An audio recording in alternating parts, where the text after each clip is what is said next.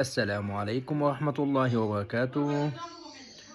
أخباركم إن شاء الله تكونوا بخير زي ما عودناكم على قناتنا إن إحنا بنقول لكم على النتائج مباريات الأمس في بطولة الأمم الأفريقية، بطولة مباريات الجولة الثانية، وهي كالآتي النتائج: بنين وبوتسوانا 1-0 لبنين.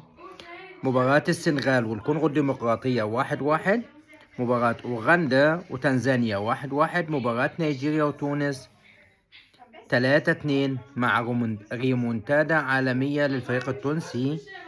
كاد أن يحصل على التعادل في المباراة، ولكنه القدر من نتيجة 3-0 لنيجيريا إلى 3-2.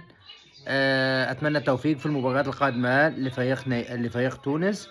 وشكرا جزيلا لكم على متابعة قناتنا، قناة محمود الصادق من ألمانيا. أتمنى تشاركونا آرائكم. في رعاية الله وأمنه، والسلام عليكم ورحمة الله وبركاته.